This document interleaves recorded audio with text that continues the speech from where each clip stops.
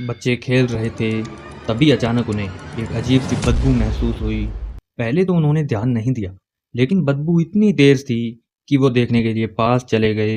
जब उन्होंने झांक कर देखा तो सेप्टिक टैंक के अंदर कुछ पड़ा हुआ था, और वो देखकर बच्चे घबरा गए और दौड़ते हुए घर पहुंचे और सबको पूरी बात बताई। थोड़ी ही देर में आसपास के लोग वहां इकट्ठे हो गए। बदबू इतनी तेज थी कि वहां खड़े रहना भी मुश्किल हो रहा था, लेकिन फिर भी लोगों ने हिम्मत की और अंदर जो था उसे बाहर निकालने की कोशिश की। धीरे धीरे जब साफ दिखने लगा तब पता चला कि वो एक संदूक है, लेकिन वो संदूक बहुत भारी थी। जब संदूक निकाल रहे थे तभी संदूक खुल गई। उसके बाद जो देखने को मिला वो लोग जीवन भर नहीं भुला पाए। संदूक बीच में खुलते ही उसमें बॉडी दिखी किसी लड़की की। उसके बाद बॉडी को बाहर निकाला। लड़की का चेहरा लगभग खराब हो गया था। देखने में 3-4 दिन पुरानी बॉडी लग रही थी। उसे पहचानना मुश्किल हो रहा था। हाथ पे टैटू था, 26 मई 1992।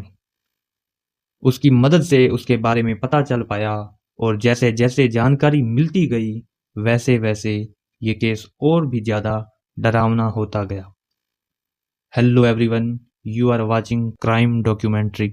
Let's take a closer look at today's case, the story of Sia Ashrafi.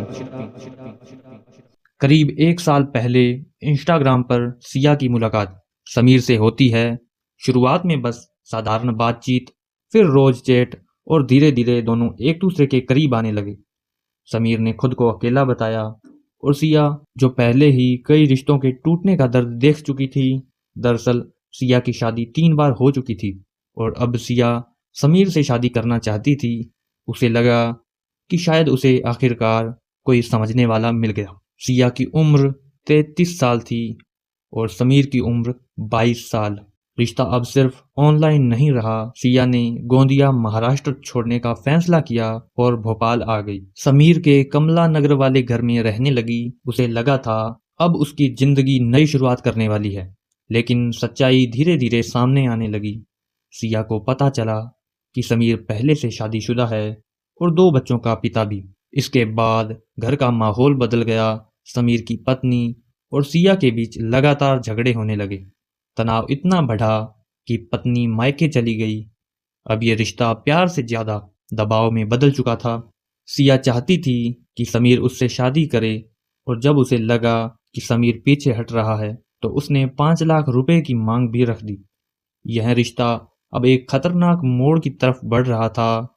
सोमवार की शाम घर के अंदर एक और बहस शुरू हुई, लेकिन इस बार बात बहुत आगे बढ़ गई। गुस्से में समीर ने सिया का गला दबा दिया। कुछ ही पलों में कमरे में सन्नाटा भर गया। घबराए हुए समीर ने अपने परिवार को बुलाया, माँ, भाई और बहन, और फिर एक ऐसा फैसला लिया गया जो इस केस को और भी ज्यादा डरावना बना देता है। बॉडी को लोहे के संदूक में रखा गया और रात के अंधेरे में घर से लगभग 200 मीटर दूर एक खाली प्लॉट के सेप्टिक टैंक में फेंक दिया गया। उन्हें लगा अब सब खत्म हो चुका है, लेकिन सच्चाई ज्यादा देर तक छुप नहीं सकती। 3 दिन बाद बच्चों ने बदबू की शिकायत की।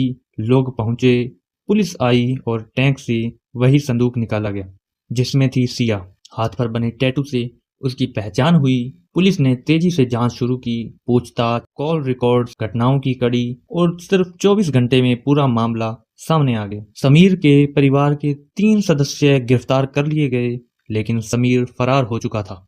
पोस्टमार्टम रिपोर्ट ने पुष्टि की गला घोंटने से हुई थी। 16 फरवरी को समीर को भी पुलिस अरेस्ट कर लेती है। अब देखते हैं इनको क्या सजा मिलती है। आप बताइए कि इसमें किसकी गलती थी, सिया की या समीर की?